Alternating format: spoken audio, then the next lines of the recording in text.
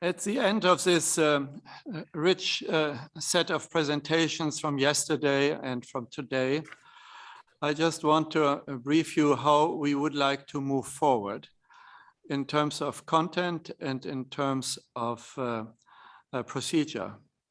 I've prepared with CJ Chen in the last few days an outline of a statement.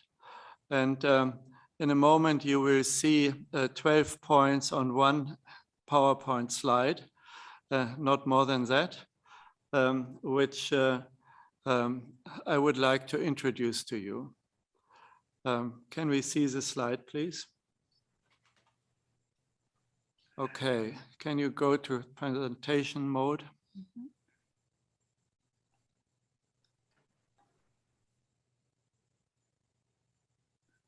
There's a little thing down there at the bottom. At the bottom. Yeah, screen, yes. At the bottom. Bottom. Down at the bottom, please. Yes, but I can't see it. Yeah.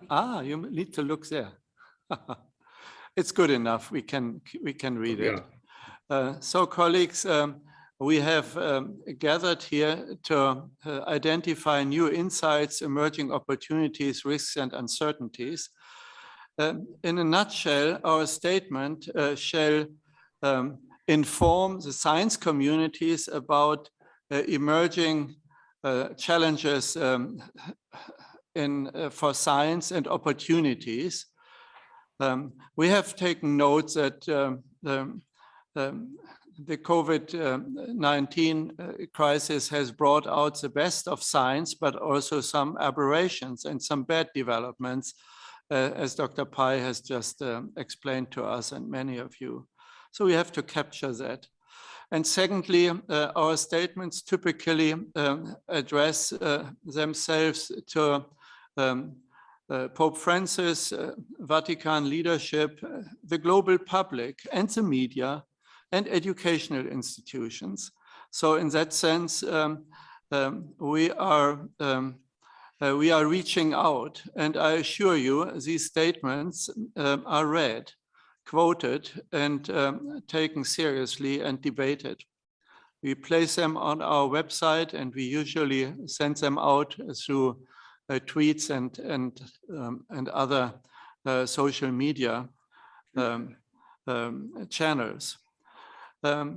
We don't personalize these statements. They don't have elements of he said, she said, or we do not reference certain publications in them.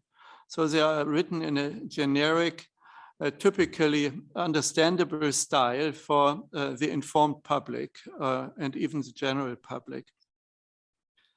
On process, we have worked on a 2-page draft, which we will expand in the next couple of days. When I say we, CJ and I will try to capture some of what we have heard from you, but then ask you to make sure that key points are not forgotten and merged in there.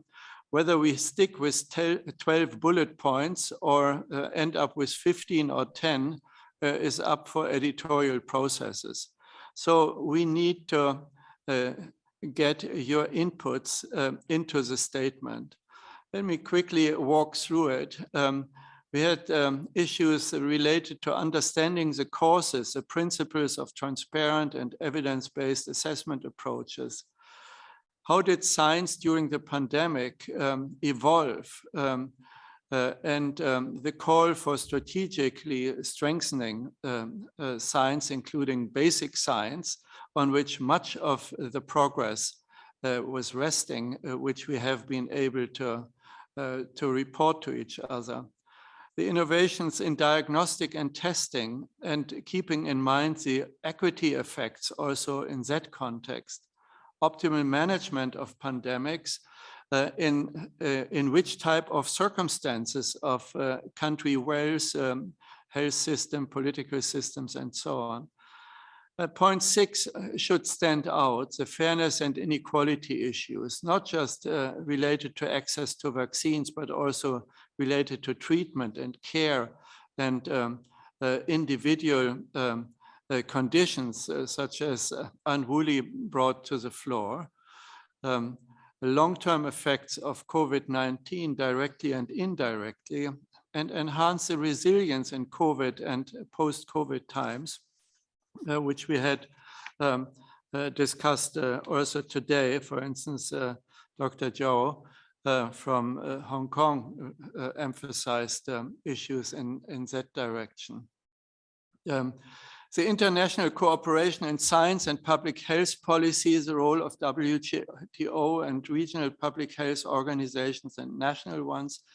But the functioning of the global science landscape, including the academies of science, those who are the hosts of a strong interdisciplinary, multidisciplinary research, tends on health workers, medical professionals, and scientists who have been at the front lines, who are burdened with serious ethical decisions, who require our support, the support of the public health system, and the respect.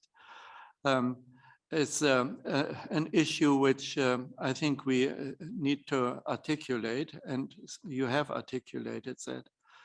Vulnerable groups and children, the ages, etc., related to point 6 equity issues, and probably prominently and not only as point 12, the vaccine reluctance, resistance, maybe on purpose, irritating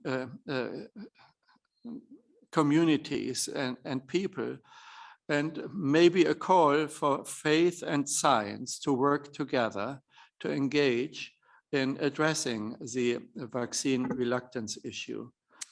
So in that respect, we have, I think, to capture further ideas from you and your scientific backgrounds and communities. There were a few issues that came up today, which we haven't properly captured so far. I point, for instance, to Srinath Reddy's call to intensify the science on One Health eco-surveillance approaches, the future research in that field to address the context in which humanity and nature interact or get into trouble. Peter Raven hinted at that also a moment ago.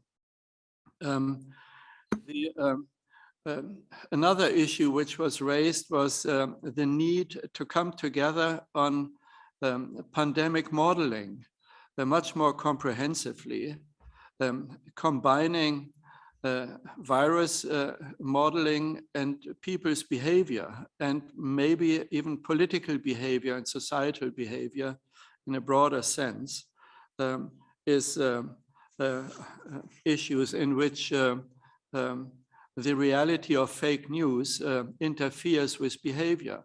These are complex systems models to be contemplated. I could go on and shouldn't do that. Let me, however, highlight a point which Monsignor Gallagher, we call him the Minister of Foreign Affairs of the Vatican, highlighted the 3 key issues of hope, justice, and fraternity. We are the Pontifical Academy of Science, so we relate to ethics, faith, and responsibilities. And I would hope that we also come to some good language in relation to these issues, which relate so much to trust.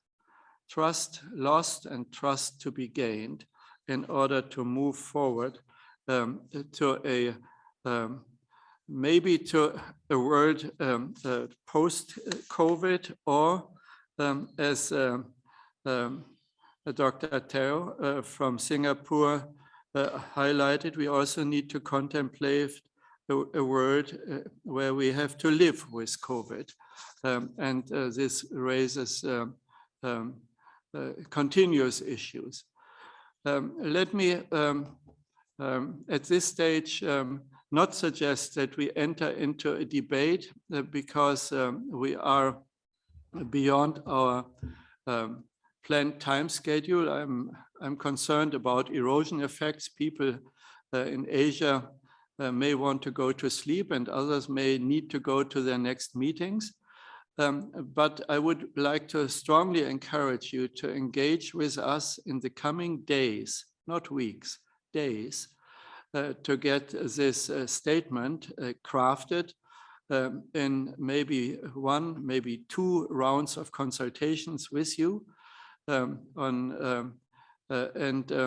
We make sure that we reflect your comments. We will not send bulk mails to which a respond to all may be tempting. We don't want to clog your email boxes, so you will get individually the draft, the first draft and the second draft, and we will share all the inputs in order to run this development of the statement in an efficient and not too burdensome way. CJ, I would like to hand back to you at this stage. You may have also a few comments. If not, then we launch as the closing statement the pre-recorded statement of Malcolm Turnbull, the former Prime Minister of Australia, who plays a key role in a global committee on helping overcome the COVID crisis. Back to you, CJ. Okay, I would like to thank Joachim and also our Chancellor and all those speakers and participants for a very successful and fruitful workshop. And I think that just as mentioned by Joachim, that in the coming days, we will try our best to come up with the statement. With that, I would like to thank everyone and for your very active participation. And I enjoyed the entire workshop very much. And thank you. Thank you. And please listen to Mr. Turnbull. It will be a 12-minute pre-recorded power statement.